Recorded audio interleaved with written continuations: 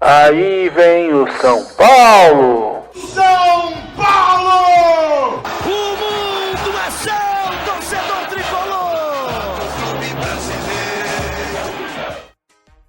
Ô, Bel, antes de você falar, desculpa, mas você deu um sorriso tão desanimado. É só falar de Igor Vinícius com ela, ela melhora o sorriso dela. Ah, é verdade.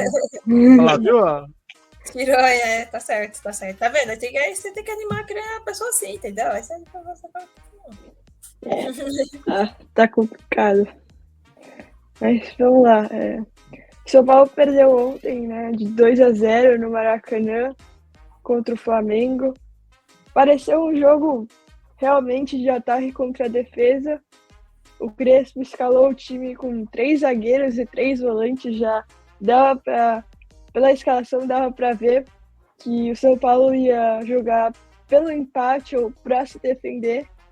E com o jogo a gente viu, né, deu para ver a diferença hoje entre o Flamengo e o São Paulo, né? O São Paulo realmente tomou um baile do Flamengo, não conseguia jogar. No primeiro tempo o Rafael até conseguiu salvar com algumas defesas. O Arboleda também conseguiu ganhar algumas divididas, mas no segundo tempo o Flamengo conseguiu fazer os gols, né, que era só questão de tempo mesmo, porque o São Paulo não conseguia jogar, não conseguia principalmente atacar, porque tinha 3 zagueiros, 3 volantes, 2 alas e 2 atacantes, mas o Oscar não é atacante de ofício e até não tinha velocidade para atacar, né? Tava sem velocidade. E o André Silva não sabe dominar uma bola, não sabe não atacar, tá difícil, meu. Ele não ganha nenhum duelo, é realmente constrangedor, assim, ver o André Silva jogar futebol. Por mais que ele seja o artilheiro do São Paulo esse ano, fez... Os gols foram... a maioria dos gols foram no Campeonato Paulista, né? E tá difícil de ver ele jogar. O Crespo tem que abrir alguma oportunidade pro Rian Francisco ou pro Dineno, porque o André Silva não vai dar, né? E até no final do jogo ele substituiu o André Silva e em poucos minutos o Rian Francisco fez mais do que o André Silva no jogo inteiro.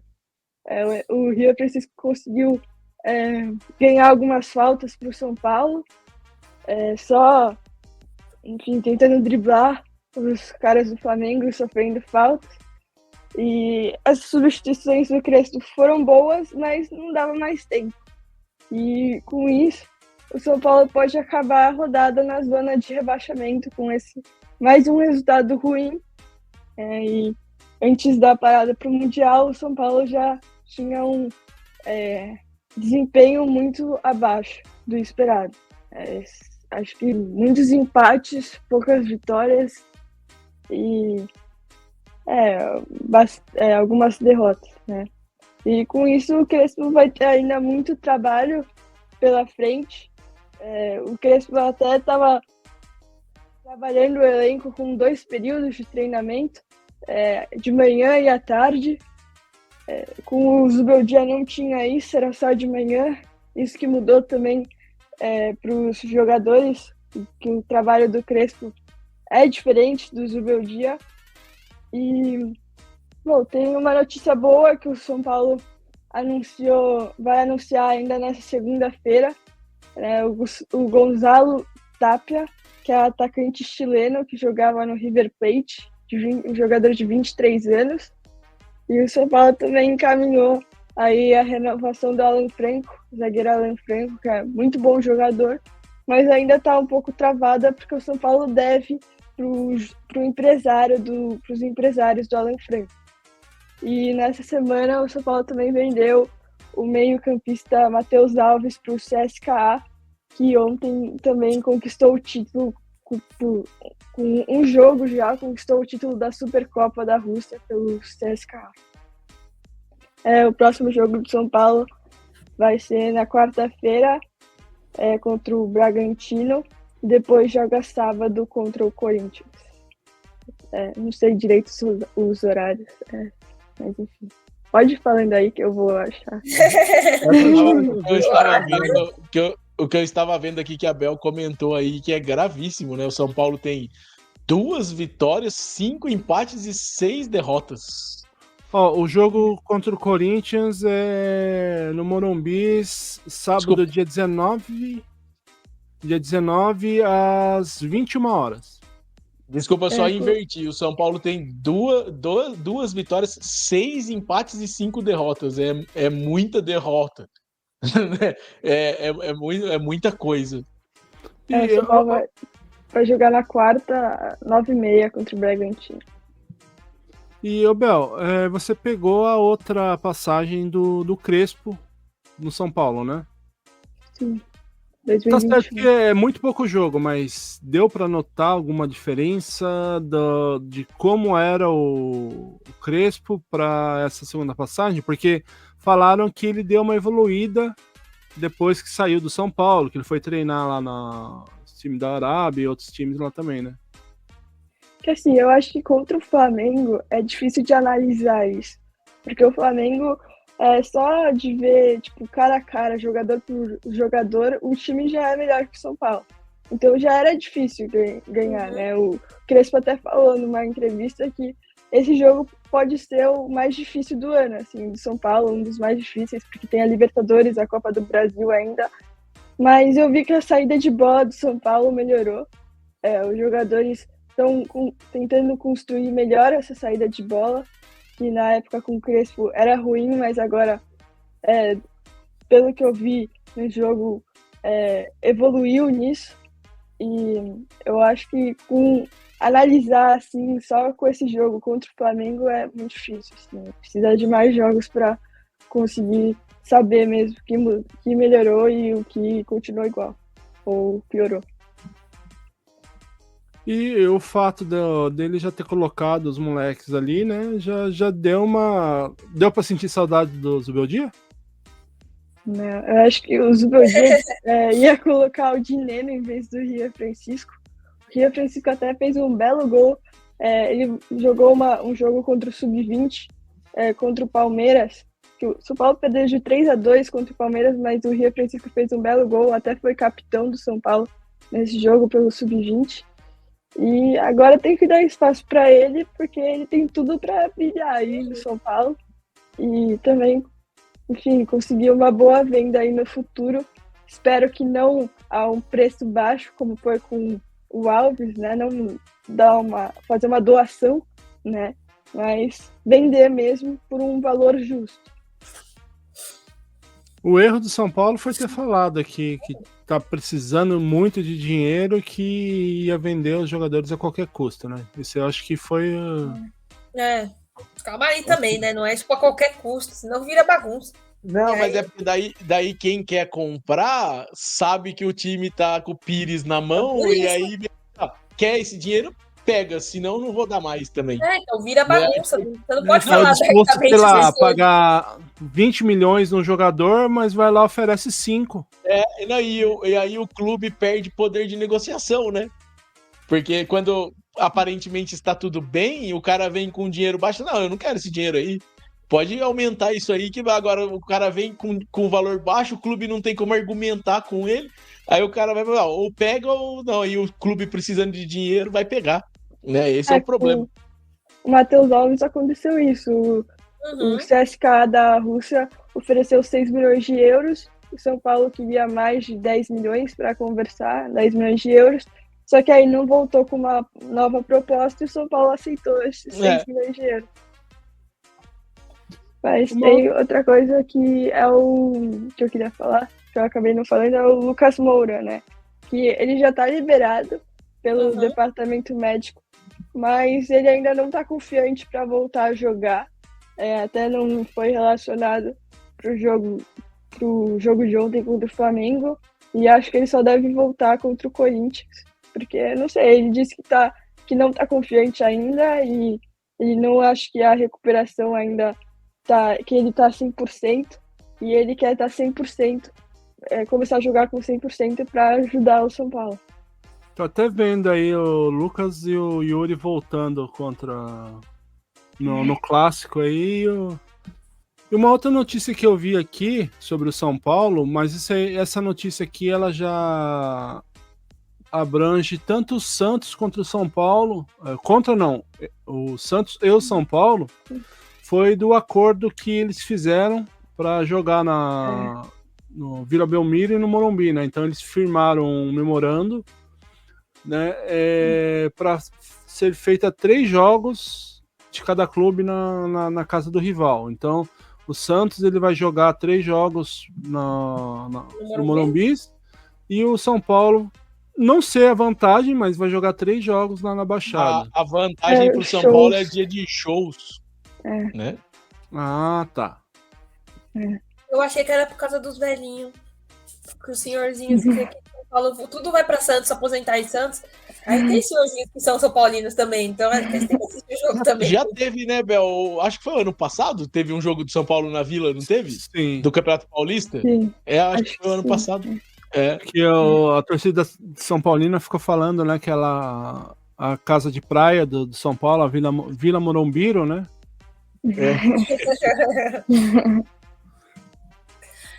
Vai ser legal isso aí, gente. Vai dando um repete aí. Eu acho importante pro Santos também trazer alguns jogos pra capital, porque normalmente jogos na capital o Santos acaba enchendo o estádio e acaba trazendo uma certa renda pro clube que a gente não tem lá na Vila.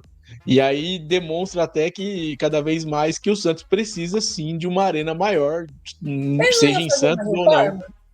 Não ia ter uma reforma? Então, na verdade tinha um contrato com a W Torre, né? Uma pré-assinatura de um contrato, mas aí deixaram vencer os prazos propositalmente lá para quebrar esse contrato. A gente não sabe, agora tá o futuro da nova arena em Santos está ainda meio nebuloso ainda. O que se sabe é que neste momento, inclusive, a Vila continua em reformas, uma atrás da outra. Tá melhorando, não de questão de aumentar, porque não tem condições ali, né, para aumentar o lugar ali na Vila, ali só derrubando e fazendo de novo, igual o Palmeiras fez com o Parque Antártico. Ali não tem jeito de aumentar do jeito que tá, né, não tem estrutura para aumentar do jeito que tá. Então, o que vem se fazendo muito ali, quem já esteve lá, eu não estive lá depois do começo dessas reformas, mas quem já esteve lá vem elogiando, diz que a Vila antes era tudo meio largado, tava tudo meio detonado e agora já tá tudo mais bonitinho, tudo mais... Que bom, mas até seria... Até para receber os torcedores do São Paulo lá também. Mas seria bom fazer uma reformação assim, em geral, querendo ou não. Tipo, fica muito tempo sem estádio, o Palmeiras ficou acho que 2 anos sem estádio aí. Mas, querendo ou não, na época, o Parque Antártico, gente, palestra era uma merda. Tipo assim, não dava, não tinha banco. Sentava no cimento, então assim, era horrível. Precisou mesmo derrubar e fazer do zero. Que ajudou, ficou um tempo sem estádio, ficou uma cota sem estádio, mas depois arrumou e tal. Acho que precisa disso. Às vezes vai precisar derrubar e fazer do zero. Então, fico triste que tem uns negócios. Tinha uns autógrafos lá no meio, né? Que era legal, mantei. Uma parede lá. Então, a parte da torcida do Santos é contra a demolição da Vila justamente pela parte histórica. Hoje, quem está à frente dessas negociações aí é o pai do Neymar, né? O Neymar pai. Tem um grupo lá em Santos chamado Grupo Peralta, que eles são de uma rede de supermercado. E eles estão apoiando o pai do Neymar nessa. Tem um terreno lá em Cubatão já meio no esquema para isso. Então a ideia... é grande. Desculpa, eu falei errado. Praia Grande, perdão. E a ideia... E ali fica... No local do terreno tem um projeto para chegar uma estação de trem vinda da Grande São Paulo ali. Então vai facilitar deslocamento de torcedor e tudo mais. E aí a gente, enquanto estiver em construção, né, não fica sem estádio, porque a Vila tá lá para segurar as pontas, né? Então é uma boa ideia. A ideia é boa, vamos ver se vai sair do papel, né? Tá no papel ainda. Eu acho, eu gosto da parte da demolição. A galera, quando demoliram o palestra, o pessoal ficou bem receoso mesmo também por causa disso. Querendo ou não, o palestra era uma história, né? E tava ali desde 1917. Então é difícil. Aí o que o Allianz fez foi manter algumas partes históricas. Então o portão ainda tá lá. Tem o portão principal do Allianz, gente. Vocês vão passar lá no portão principal do Allianz. Mas do lado, onde tem a loja, tipo, entre a loja e o portão principal, tem um portão ali. Aquele portão é o primeiro portão, que estava no palestra. E foi mantido algumas coisas dentro no museu e tal. Eu trabalhei um tempo lá no museu, então eu consigo lembrar. Tinha algumas coisas lá dentro do museu e tal. Assim, a galera foi bem contra. Mas aí quando você vê o estádio bonito, você até desiste. Mas não, que ficou melhorando, né? Olha, gente. É um belo estádio, tem banheiro decente, tem cadeira, como eu falei, a gente sentava no cimentão, aí tem cadeira, então assim, querendo ou não, eu sei disso porque teve muita resistência na época. Meu pai era sócio, foi até votação de sócio e tudo mais, teve muita resistência contra a demolição, porque querendo ou não, derrubou o palestra todos, derrubou tudo e tava falando de novo. É muita resistência, mas aí depois quando tem um estágio bonito, você até esquece. Mas manteve-se parte da história, então quem for no Allianz tem umas partes lá, se quiser eu mostro, porque eu já trabalhei lá dentro, eu sei onde está. Tem as partes do que ficou lá, dos museus e tudo mais. Fez os museus para os grandes jogadores, então a gente tem estátua de alguns jogadores. Aí eu acho que é interessante modernizar, principalmente para isso, querendo ou não, ajuda, né? Ajuda em acessibilidade, ajuda em aumento de capacidade. Então, eu acho que ajuda também o torcedor a ficar mais presente no estádio. Eu acho que é importante, assim, pro Santos, que tem uma história tão bonita assim. Tem um estádio meio altura, né? De verdade. Acho que precisa. Então, não sei se vai ser exatamente no Belmiro, no Cubatão ou no Praia Grande, mas acho que o Santos precisa também. Tem que fazer o maior. O São Paulo também tem um projeto para modernizar o Morumbi para 2030. Mas o dinheiro também, as dívidas, são mais um problema aí para tentar essa modernização, mas vai ser mais complicado conseguir, né, essa modernização. Mas talvez, acho que a Superbet, a patrocinadora do São Paulo, possa ajudar conseguir fazer essa modernização desse projeto, porque 2030 seria os 100 anos, né, de São Paulo, da centésima, acho que é a centésima, da instituição, então, São Paulo Futebol Clube. E aí o Casares, né, quer fazer esse projeto da modernização do Morumbi para se concluir em 2030. Ele nem gosta de aparecer, né, o Casares? Mas também eu acho que precisa. Também eu acho que precisa. Legal, precisa. O Morumbi precisa também dar uma atualizada, né? É bem. Eu entendo a história, porque querendo ou não, você fala, puta, mas aqui, sabe? Tipo, você carrega uma história, né? O São Paulo aí carregando a história junto, dentro daqueles times icônicos da década de 90, mas a história continua, gente. Mas o estádio precisa dar uns anos, entendeu? A história ainda vai falar. A história tem que ser exaltada, mas a modernidade tem que ser trazida para o clube também, não adianta. Exato, garantir, até né? Para os torcedores conseguirem ficar mais perto também do campo, porque acaba sendo longe, assim, a visão da arquibancada para o campo, porque também tem a pista de atletismo e ocupa espaço também da arquibancada, da cadeira, enfim. E já foi acertado os lances lá, porque parece que no embate ali, né, com a prefeitura, que teve um pessoal falando que ia ser mudado o córrego que passa por baixo do Morumbi, o prefeito falou que não, depois o outro diretor falou que ia. Já foi acertado isso? Não, né? Eu não sei. A prefeitura de São Paulo. Um desvio. Que morou em São Paulo, esquece. Mas um desvio de córrego, por mais que seja só esgoto, é uma coisa, um impacto ambiental gigantesco, né? Não vai conseguindo fácil, não. Eu acho que até tem obras aí, mas não sei se 100%, assim, que São Paulo 100% de...